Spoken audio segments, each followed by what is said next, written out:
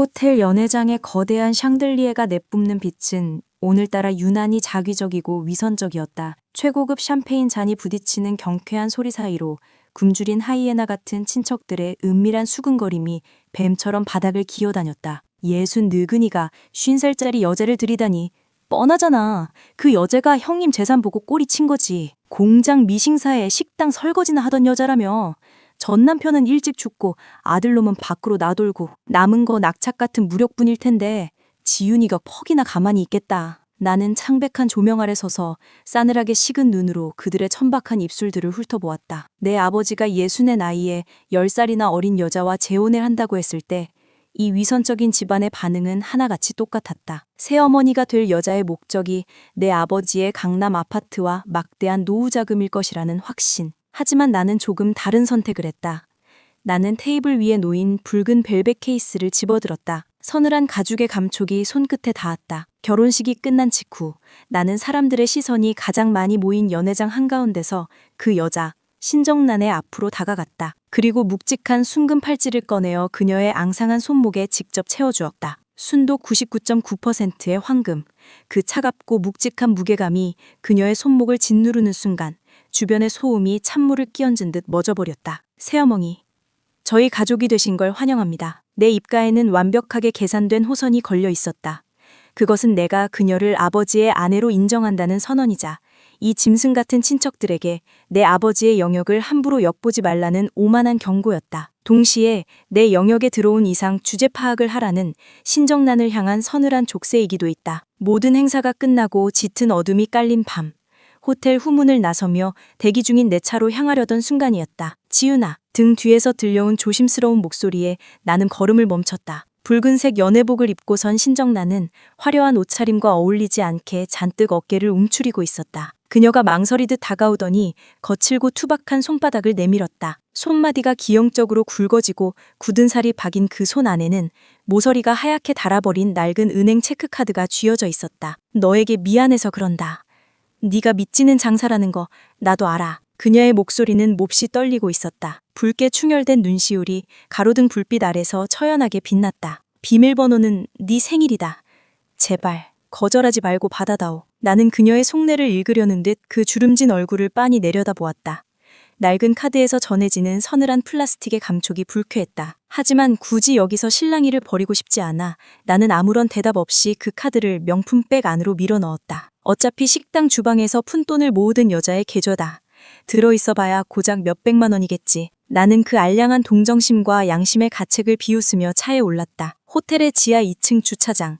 빛조차 제대로 스며들지 않는 먹먹한 어둠 속으로 차를 몰고 들어왔을 때 블루투스 이어폰 너머로 유진의 날카로운 목소리가 꽂혔다. 서지윤, 너 진짜 미쳤어? 그 여자한테 순금 팔찌를 채워줬다고? 너 그거 이 집안 안주인으로 인정한다는 뜻이잖아. 나는 한 손으로 스티어링 휠을 돌려 차를 주차구역에 밀어넣으며 무심하게 대꾸했다. 어차피 문턱을 넘은 사람이야.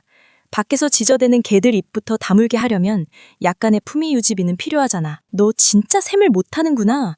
네 아버지 예순이고 그 여자 쉰이야. 밑바닥에서 구르던 여자가 60 넘은 남자를 왜 만나겠어. 다 네 아버지 아파트랑 돈 노리고 접근한 거라고. 너 진짜 등신같이 굴래? 유진의 숨 넘어가는 질책에도 나는 가벼운 실소를 터뜨렸다. 걱정 마. 그 여자가 허튼 수작 부리면 내가 가장 먼저 그 목줄을 쥐고 비틀어버릴 테니까. 전화를 끊고 시동을 껐다. 칠칙 같은 지하 주차장의 정막이 차 안으로 무겁게 가라앉았다. 조수석에 던져둔 가방 속에서 아까 신정란이 쥐어주던 그 낡은 카드가 떠올랐다. 나는 어둠 속에서 스마트폰을 꺼내 뱅킹 앱을 열었다. 비밀번호는 네 생일이다. 떨리던 그녀의 목소리가 환청처럼 이명에 섞여 들려왔다. 나는 무미건조한 손길로 화면을 터치해 내 생일 6자리를 입력했다. 로딩을 알리는 둥근 원이 몇 초간 빙글빙글 돌았다. 그리고 화면에 잔액이 표시된 순간 나는 숨을 쉬는 것조차 잊은 채로 푸른 액정 화면에 뜬 숫자들을 뚫어지게 응시했다. 시경선이 마비된 것 같은 착각이 들었다. 1, 10, 100, 1000, 만, 10만, 100만, 1000만, 억. 정확히 1억 원이었다. 공장 미싱사로 청춘을 보내고 대형마트 진열대에서 박스를 나르며 싸구려 식당 주방에서 남이 먹다 남긴 찌꺼기를 치우던 50살의 여자가 타지에 나가 막일하며 도박이나 일삼는 그 볼품없는 여자가 내게 쥐어준 낡은 카드 안에 들어있는 돈 1억. 심장 박동이 불규칙하게 요동치며 귓가를 강타했다. 한겨울에 칼바람을 맞은 듯 싸늘한 소름이 척추를 타고 뱀처럼 기어올랐다. 단순히 평생을 아껴 모은 돈이라고 하기엔 그녀의 삶의 궤적과 너무나도 기형적으로 어긋나는 액수. 이건 노동의 대가가 아니다. 무언가를 숨기기 위한 혹은 무언가와 맞바꾼 피 묻은 대가다. 나는 어둠 속에서 입술을 찢어 씹었다. 창백히 빛나는 스마트폰 화면이 내 흔들리는 눈동자를 비추고 있었다. 신정난. 당신. 도대체 무슨 짓을 저질러서 이 끔찍한 돈을 거머쥔 거지? 그리고 이 돈을 내게 쥐어주며 내 아버지의 곁에 숨어든 진짜 목적이 뭐야? 침묵이 내려앉은 지하 주차장의 어둠 속에서 나는 비로소 완벽한 지옥의 문이 열렸음을 직감했다. 빗방울이 최고급 펜트하우스의 통유리 창을 거칠게 때리고 있었다. 서울의 야경이 잿빛 비구름에 먹혀들어가는 모습을 무심하게 응시하던 나는 등 뒤에서 들려온 서류찰 던지는 소리에 천천히 고개를 돌렸다. 서지윤, 네가 부탁한 그 여자, 신정난의 뒷조사 결과야. 대형 로펌의 파트너 변호사이자 내 오랜 정보원인 수진이 짙은 에스프레소를 한 모금 마시며 말했다. 그녀의 미간에는 불쾌함인지 피로인지 모를 주름이 깊게 파여 있었다. 나는 묵직한 가죽 소파에 기대 앉아 갈색 서류 봉투를 열었다. 종이 위로 빼곡하게 인쇄된 텍스트와 몇 장의 조악한 사진들이 내 시야에 들어왔다. 1억 원. 네가 말한 그 낡은 체크카드에 들어있던 돈의 출처. 생각보다 더 끔찍하더라. 수진의 목소리가 빗소리를 가려고 서늘하게 울렸다. 5년 전, 그 여자가 20년 넘게 청춘을 바쳐 일했던 외곽의 하청 방직 공장. 거기서 끔찍한 산업재해가 있었어. 서류를 넘기던 내 손끝이 미세하게 굳어졌다. 흑백으로 인쇄된 기사 스크랩. 방직기계 오작동, 여성 노동자 손가락 절단 사고. 사측은 보상 책임 회피. 나는 눈을 가늘게 떴다. 머릿속에서 어젯밤의 기억이 빠르게 재생되었다. 결혼식 내내 길고 두꺼운 붉은색 연회복 소매를 한 번도 걷어올리지 않았던 신정난. 샴페인 잔을 들 때조차 기형적으로 뻣뻣하게 굳어있던 그녀의 왼손. 그 여자, 기계에 손이 빨려 들어갔어. 옆자리 동료를 구하려다 대신 갈려 들어간 거지. 수진이 서류 한 장을 내 쪽으로 밀어주었다. 이건 당시 같이 사고를 당했던 동료의 진술조서야. 사측은 노동자 과실로 몰아가며 합의금 몇 푼으로 입을 막으려 했고 오랜 소송 끝에 간신히 받아낸 피 묻은 보상금이 바로 그 1억 원이야. 나는 아무런 대답도 하지 못했다. 심장 한 구석을 날카로운 얼음 조각으로 난도질당하는 기분이었다. 공장 미싱사로 평생을 바쳐 얻은 대가가 아니라 뼈와 살점을 기계에 갈아 넣고 난 신체의 일부를 돈으로 환산한 값. 그것이 바로 그 여자가 내게 쥐어준 1억 원의 정체였다. 그럼 그 여자의 아들은? 내 입술 사이로 서늘한 질문이 흘러나왔다. 수진의 입가에 혐오스러운 조소가 번졌다. 이 이야기의 진짜 구역질 나는 부분은 이제부터야. 최태호, 신정난의 아들. 그 새끼는 제 어미가 손가락이 잘려나가며 받아낸 그 핏값에 침을 흘렸어. 수진이 던진 마지막 사진에는 도박장 앞을 서성이는 초점 없는 눈빛의 30대 남자가 찍혀 있었다. 불법 도박으로 빚더미에 앉은 그놈은 매일같이 어미를 찾아가 돈을 내놓으라고 패악질을 부렸다네. 신정난이 죽어도 그 돈만은 내어줄 수 없다고 버티자 며칠 전 그 카드를 훔쳐 달아나려다 실패했다는 기록도 있어. 나는 천천히 눈을 감았다. 모든 퍼즐이 소름 끼치도록 완벽하게 들어맞았다. 50살의 여자가 60이 넘은 내 아버지와 재혼한 이유. 그것은 안락한 노후를 위한 탐욕이 아니었다. 도박에 미친 아들놈이 언제 자신의 목을 조르고 그 핏값을 빼앗아갈지 모르는 지옥 같은 일상에서 벗어나고 싶었던 처절한 생존 본능.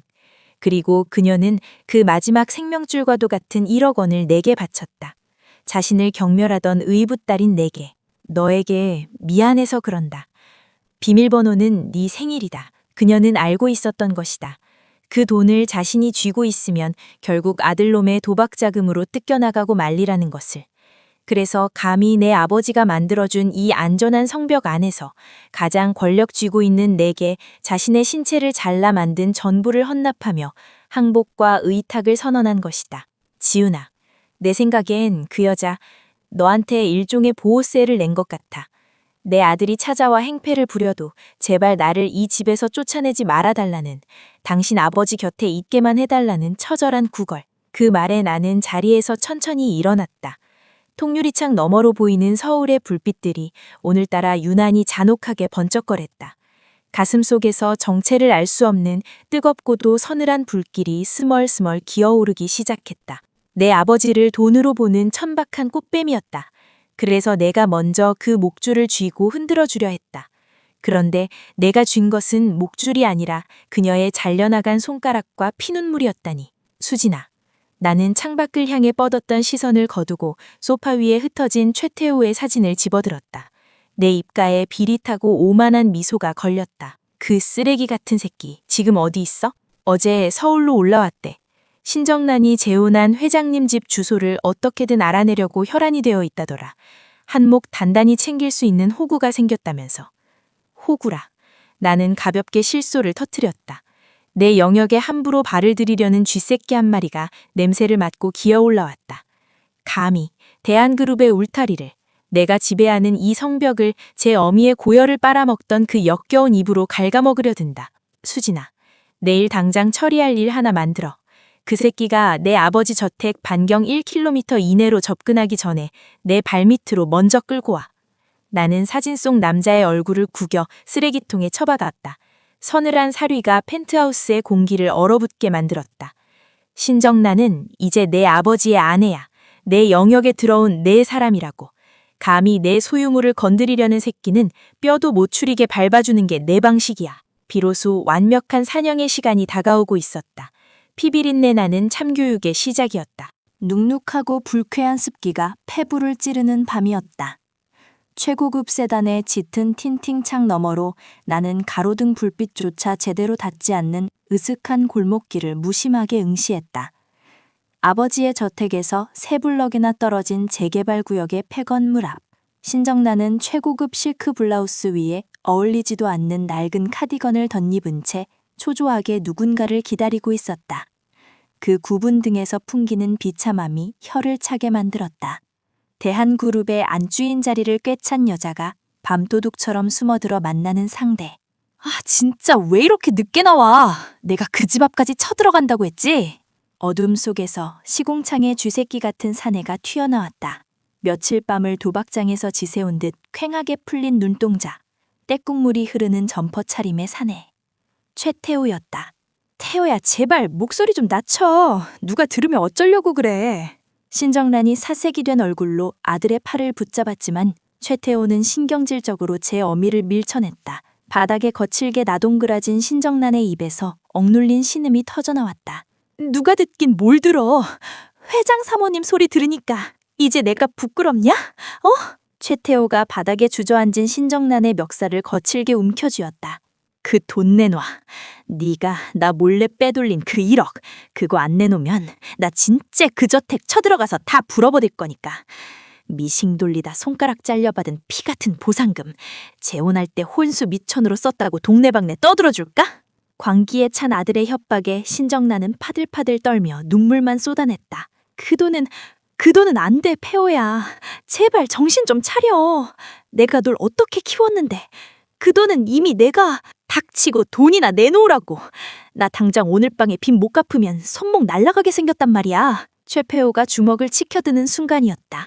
나는 천천히 세단의 문을 열었다. 또각, 뚜걱. 날카로운 킬힐 소리가 정적을 찍고 골목길을 울렸다. 비릿한 습기를 머금은 밤 공기 사이로 내 구두굽 소리가 사형선고처럼 일정하게 다가갔다. 남의 집 담벼락 근처에서 꽤 시끄럽게 구네. 서늘하게 가라앉은 내 목소리에 최태호의 움직임이 우뚝 멈췄다. 신정나는 유령이라도 본 사람처럼 경악에 찬 눈으로 나를 울려다보았다. 넌 또 뭐야? 재수없게. 최태호가 핏발선 눈으로 나를 위아래로 훑었다. 내 등 뒤로 짙은 그림자처럼 2명의 거구들이 소리 없이 다가와 섰을 때야 놈의 얼굴에 묻어있던 오만함이 미세하게 금이 가기 시작했다. 나는 턱을 비스듬히 치켜들고 놈의 더러운 소나귀에 잡힌 신정란의 옷깃을 눈짓했다. 그 더러운 손, 당장 치워. 뭐? 이 미친 여자가 네가 뭔데? 치우라고 했을 텐데. 내 말이 떨어지기가 무섭게 내 뒤에 서 있던 경호원 하나가 짐승처럼 튀어나갔다. 악! 뼈가 탈골되는 끔찍한 파열음과 함께 최태호의 비명이 좁은 골목을 찌렸다. 놈은 바닥에 처박혀 꺾인 팔을 부여잡고 짐승처럼 뒹굴었다. 나는 벌레를 피하듯 가볍게 걸음을 옮겨 무너져 내린 신정난의 앞을 가로막고 섰다. 너 설마.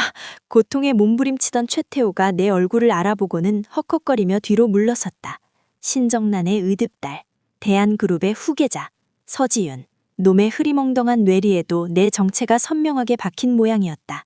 나는 놈의 바로 앞까지 다가가 천천히 쪼그려 앉았다. 값비싼 실크 원피스 자락이 흙바닥에 끌렸지만 개의치 않았다. 나는 우아하게 손을 뻗어 놈의 멱살을 움켜쥐었다. 네 어미가 손가락을 갈아 받치고 얻어낸 그 핏값. 그거 찾으러 온 거잖아, 기생충 새끼야. 이거 뇌나! 우리 엄마 돈이야! 내 돈이라고! 아니, 틀렸어. 나는 놈의 멱살을 쥔 손에 힘을 주며 얼음장처럼 차가운 미소를 지었다. 그 1억, 어젯밤에 네 어미가 내 발밑에 받쳤거든. 자기를 지켜달라는 알량한 곡물로 말이야. 놈의 동공이 지진이라도 난 듯 미친 듯이 요동쳤다. 놈의 시선이 내 등 뒤에서 숨죽이고 울고 있는 제 어미에게 향했다. 이제 신정나는 내 아버지의 아내이자 내 통제 아래 있는 내 소유물이야. 네 어미의 돈도 남은 목숨도 전부 내 통장과 내 소나귀에 있다는 뜻이지. 나는 놈의 멱살을 쓰레기 버리듯 바닥으로 팽개쳤다. 그리고 주머니에서 하얗게 모서리가 다른 낡은 체크카드 하나를 꺼내어 놈의 눈앞에 툭 던져주었다.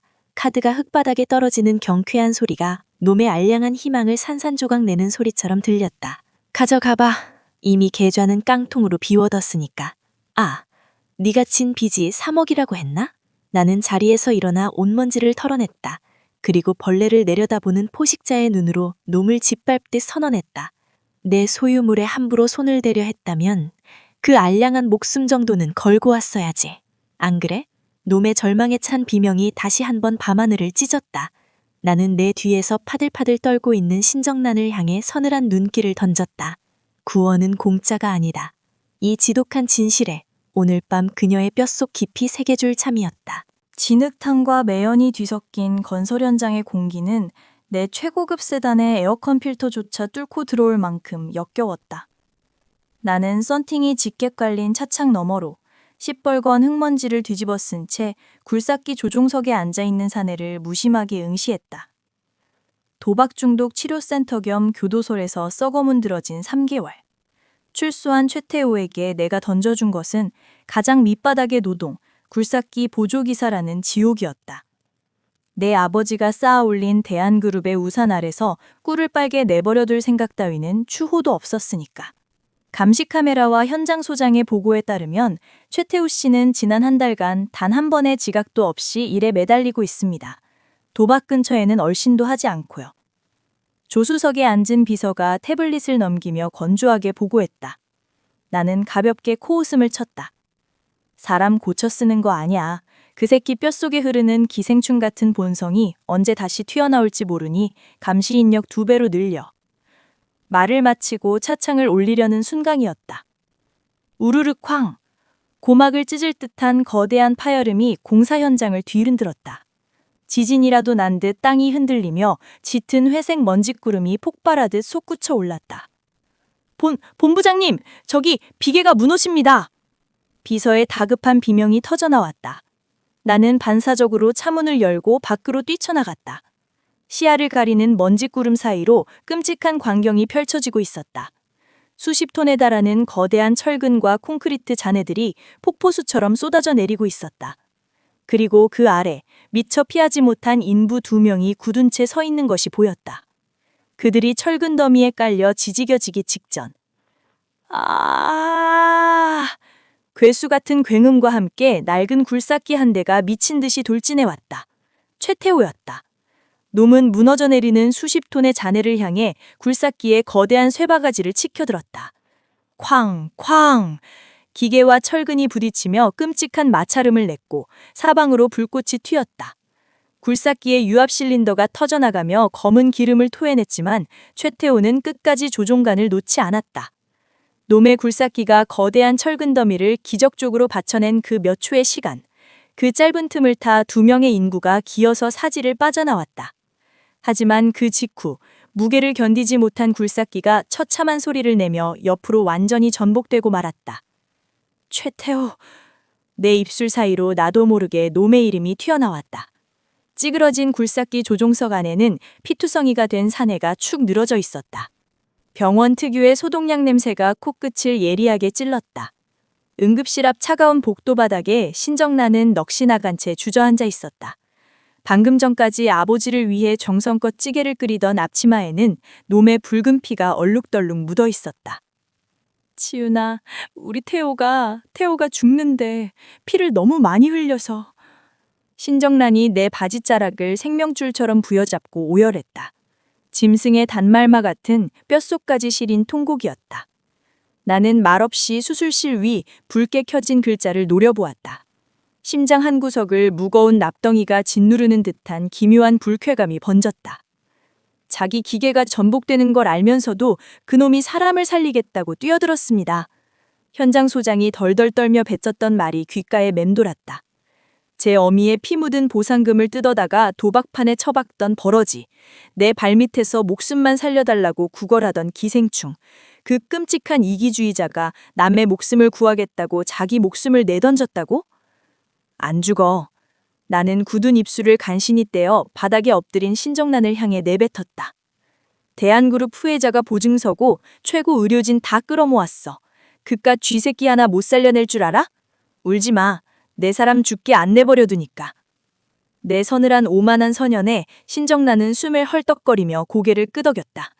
그녀의 거칠고 주름진 손이 내 손등을 파스라질듯이 꽉 쥐었다. 그 투박한 온기가 이상하게도 내 얼어붙은 혈관을 미세하게 녹이고 있었다. 장장 8연 시간의 수술 끝에 수술실 문이 열렸다. 왼쪽 다리 복합 골절, 갈비뼈 3개 골절, 내장 출혈. 온몸에 붕대를 감고 산소호흡기를 단체 나온 최태호의 몰골은 그야말로 시체나 다름없었다. VIP 병실로 옮겨진 지 꼬박 하루가 지나서야 놈은 간신히 탁한 눈을 떴다. 병실 안에는 나와 놈 단 둘뿐이었다. 맞추기운이 덜 깬 놈의 초점 없는 눈동자가 천천히 내 쪽을 향했다. 안 죽었네. 내가 팔짱을 낀 채 차갑게 내려다보자 산소 마스크 너머로 놈의 핏기 없는 입술이 달싹거렸다. 본부장님? 형편없이 갈라지고 쇳소리가 나는 목소리. 놈은 고통에 일그러진 얼굴로 기어코 내 눈을 피하지 않고 똑바로 맞췄다. 이번엔 도망 안 쳤습니다. 그 한마디에 병실 안에는 지독한 정적이 내려앉았다.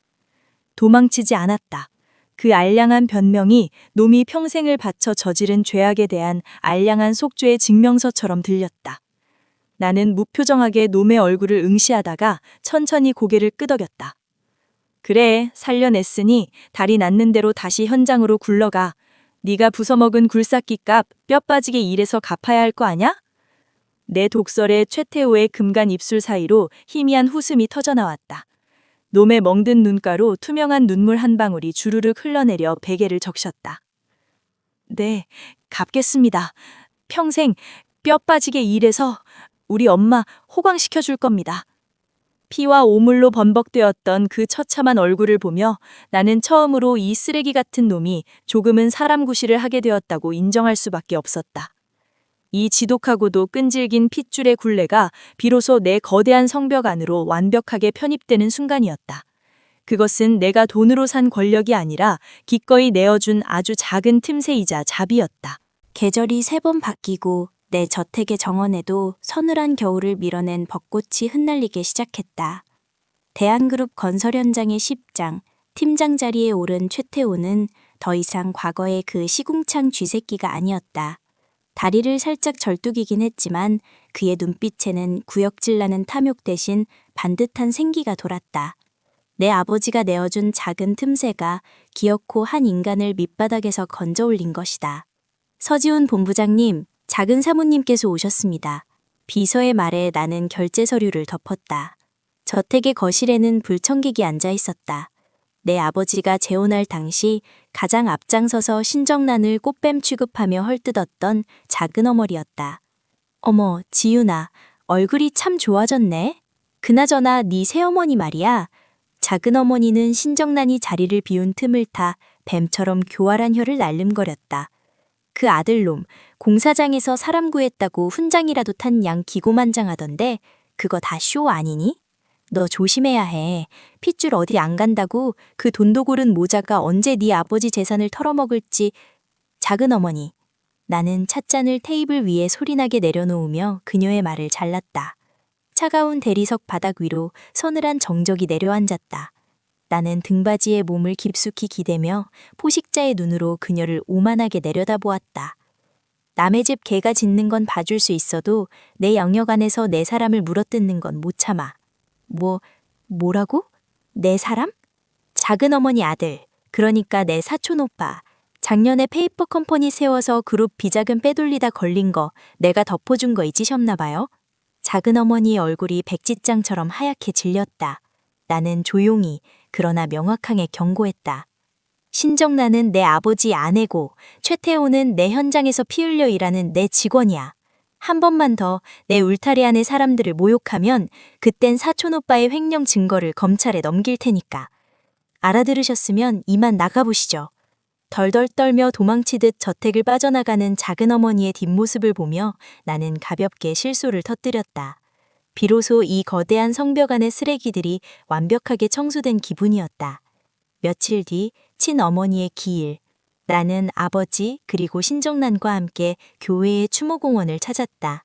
신정란은 검은색 정장 차림으로 내내 말이 없었다. 그녀는 내 친어머니의 비석 앞에 서자마자 주저없이 차가운 대리석 바닥에 무릎을 꿇었다. 형님, 뵐 면목이 없습니다. 제가 감히 이 자리에 섰습니다.